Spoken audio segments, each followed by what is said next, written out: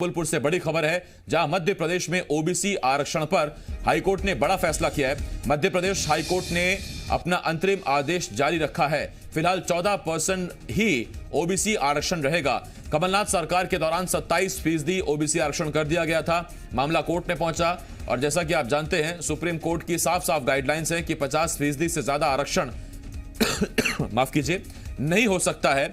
इसी वजह से 27% और हाल ही में केंद्र सरकार के गरीब सवर्णों को 10% आरक्षण को मिलाकर ये लिमिट एक्सीड कर रही थी, जिसके बाद मामला कोर्ट में पहुंचा और कोर्ट ने फिलहाल अभी इसे 14% रखने को ही कहा है। तो अब 4 जनवरी 2021 को यानी कि नए साल में अब इस मामले की अगली सुनवाई होगी। फिलहाल तो जो अंतरिम आदेश है उसी पर अभी हाईकोर्ट ने अमल करने को कहा है। तो ये बड़ी खबर इस वक्त हम आपको बता रहे हैं और बड़ी खबर हाईकोर्ट जबलपुर से आ रही है, जहां आरक्षण पर हाईकोर्ट ने बड़ा फैसला दिया है। मध्य प्रदेश हाईकोर्ट ने अपना अंतरिम आदेश बरकरार रखा। फिलहाल 14% ही ओबीसी आरक्षण रहेगा। और ये बात बिल्कुल स्पष्ट हो गई है कि अभी भी ओबीसी रिजर्वेशन सिर्फ 14% रहेगा। 27% गवर्नमेंट जो चाह रही थी वो अभी भी कोर्ट ने अलाउ नहीं किया है और अगली पेशी जो है वो अब 4 जनवरी 2021 के लिए की गई। कर्ण मिश्रा, जी मीडिया संवाददाता, इस वक्त जबलपुर से इस वक्त बड़ी खबर पर हमारे साथ जुड़ रहे हैं। कर्ण, जब ये 27% का आरक्षण का ऐलान कमलनाथ सरकार ने किया था तो मंचों पर सम्मान तो बहुत हुआ, ओबीसी समाज ने भी बहुत सम्मान किया क्योंकि उनके हक की बात थी। लेकिन पहला सवाल उस वक्त यही उठ रहा था कि जब कोर्ट पर यह मसला जाएगा तो फिर कैसे इसे साबित किया जाएगा? नतीजा फिर वहीं फंस गया मामला।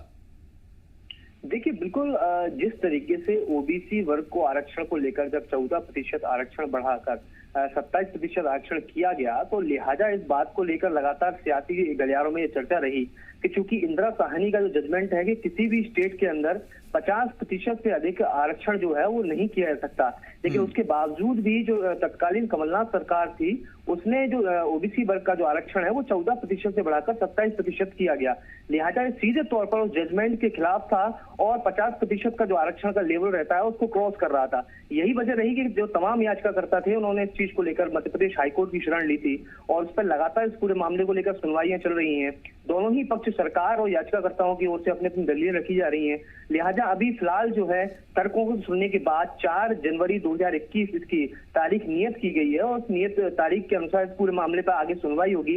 बहरहाल ये बात बिल्कुल जरूर सियासी गलियारों में चर्चा बढ़ी, चूंकि इससे पहले जब विधानसभा उपचुनाव थे उस दौरान भी जब इसकी तारीख बढ़ी थी तब भी ये सियासी गलियारों में हलचलें पैदा करने वाली नहीं। लिहाजा अब नगरीय निकाय चुनाव आने हैं तो ऐसे में तमाम सारी इस चुनावी सुगबुगाहट के साथ में ये आरक्षण का जो मसला है वो काफी कहीं ना कहीं वोटर्स के लिए और सियासी जो हुक्मरान हैं उनके लिए ये बहुत महत्वपूर्ण विषय है कि आखिर किस तरीके की दलीलें सरकार की ओर से रहने वाली है और याचिकाकर्ताओं की ओर से रहने वाली है। 4 जनवरी को जब अगली सुनवाई होगी तब इस पर देखा जाएगा और नजरें बनी रहेंगी।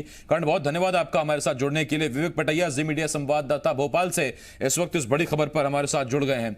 विवेक, अमूमन सियासत में इस तरह के फैसले फौरी तौर पर फायदा लेने के लिए किए जाते हैं और शायद कांग्रेस सरकार के द्वारा तब किया गया यह फैसला यही शायद मंशा रही होगी, क्योंकि कोर्ट में आकर तो सारी दलीलें फेल हो गई और सीधी बात है 50% से ऊपर आरक्षण नहीं होगा। सुप्रीम कोर्ट की साफ गाइडलाइन है। आसिफ, बिल्कुल ये साफ है कि मध्य प्रदेश में जिस तरह ओबीसी आरक्षण को लेकर पिछले दिनों सियासत हुई थी, यहाँ तक कि भाजपा और कांग्रेस दोनों ही राजनीतिक दल चाहते हैं कि ओबीसी का आरक्षण जो है वो बढ़े और उसका एक बड़ा कारण यही है कि प्रदेश की आधी से ज़्यादा आबादी जो है वो ओबीसी वर्ग में है।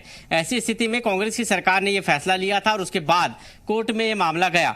लगातार तारीख पे तारीख चलती गई। कोर्ट ने जो सरकार के फैसले पर जो है स्टे लगाया था और नया जो आदेश देने के पहले जो सुनवाइयां हुई उनमें लगातार यही रहा कि पुरानी स्थिति जो है वो यथासंभव रहेगी, वही स्थिति बनी रहेगी।